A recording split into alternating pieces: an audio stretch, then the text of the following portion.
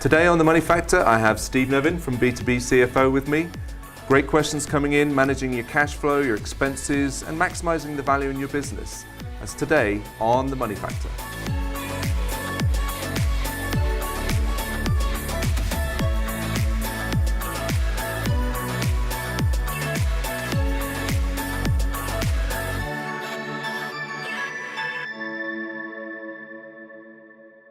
Hi, and welcome to episode 7 of The Money Factor. I'm Ian Varley, CEO of Eagle Business Credit. Very pleased to have with me today Steve Nevin from B2B CFO. How are you doing? I'm well, thank you. Awesome. Steve and I have looked at quite a few pieces of business and some companies that are in need of help. So we're going to have an interesting episode today. I think we've got some great questions coming at us. So let's take the first one.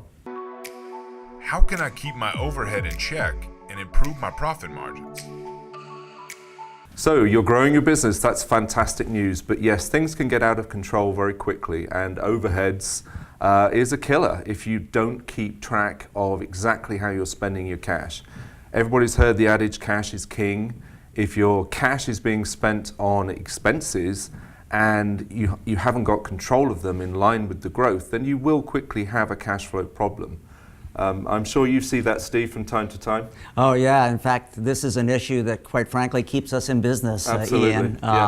The important thing here is that business owners need to understand what the financial statements are telling them. Right. And so what we do is help owners understand trends in their business where they can identify expense items that are growing faster than their revenue. Right. Those are the areas that business owners need to focus on and pay attention to if they expect to keep their margins in check and keep their overhead down. Right, yeah, you're right on point. I mean, this is the money factor, so we're talking about cash, and if you're spending money on expenses and you're not keeping a close eye on them, things will get out of whack very quickly. It's great to grow, but do it in a controlled way. Keep control of those expenses. If you need help, companies like Steve's, B2B CFO, are there, and you don't have to go and employ somebody to do all of your accounting for you necessarily. If you've got a particular issue and you want it looked at, call on an expert and get them to come in and give you advice, because you could have something that's creeping out of control without you really noticing it or realizing it. So, great question. Why is managing cash flow so important to a business, even when making good profits? Managing cash flow, yes, I'm all about that. It's really the lifeblood of the business. We see it again too often that people don't realize that just because you've got orders and new customers coming on, if you don't have a way to make sure that you can finance those orders and produce your product, deliver your service, then you will run out of cash. Cash flow is king.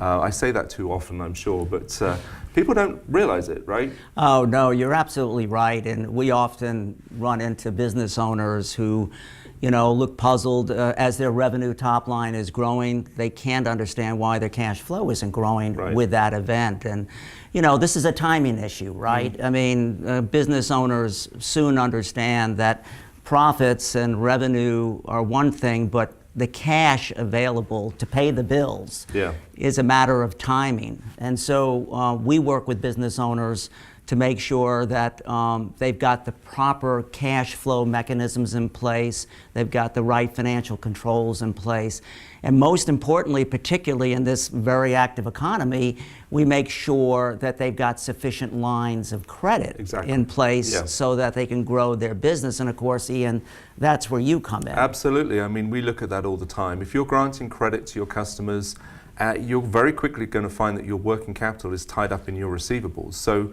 what we do at Eagle is release that for you. So Steve and I work well together looking at companies because it is something that gets overlooked very quickly. We want you to grow. We love that.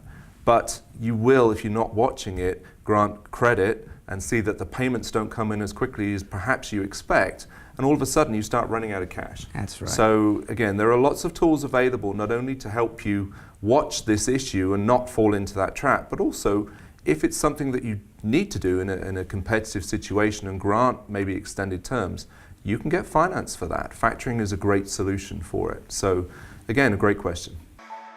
If I'm looking to sell my business, how do I make it more appealing to potential buyers? So, exit strategy. A lot of people in business don't think about that. Have you got a plan? Where are you going? Where do you want to be in 5 years' time? That great interview question, but once you're in business, you don't think about it so much, and you're caught on the day-to-day treadmill, I guess, of doing your business and performing it. But really, you should have a thought to the future. What kind of questions do you find when people, are they looking at this, or do they need help with it? All of the above, Ian, Yeah. quite frankly, all Right. of the above. When we meet small business owners, very frequently they have no idea what their company is worth, Yeah. how to value their company, and they certainly don't know how they would go about to position their business for a sale. Right. And that's where we have actually developed a proprietary approach to help a company position itself for sale. We've actually written a book called the Exit Strategy Handbook, but it's part of our proprietary approach where we work with the owner to build a success team around it. And this usually takes place starting a year or two before the target Right. date for sale. Getting ready for it. Yeah. Exactly. And a key part of those success team players, besides tax advisors, M&A advisors, attorneys, and so forth, are as well the financial partners who play a role in this, companies like yourself who make sure that they're there to provide the liquidity Yeah. so that the owner can actually see that process through. Today there's about 150,000 small businesses out there with revenues of between 9 and 100 million, and there's only 9,000 of those companies that are sold each year. Wow. And that's because the business owner really doesn't know how to go about doing this, and together with you, we actually help them go through that maze. That's great, Steve. I think people just don't think about it, and it's something that you have to prepare for. It's like planning for retirement, and this can be your retirement. Why not maximize the value of your company? To see you providing that advice and putting it in a book as well, I think is an invaluable resource for small businesses.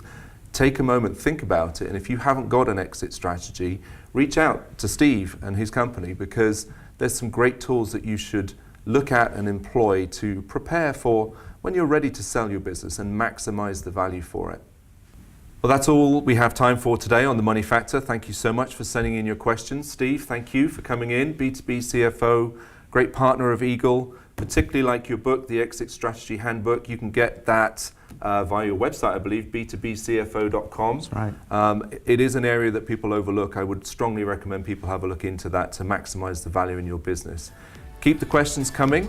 Find us online at #TheMoneyFactor. Until next time on The Money Factor.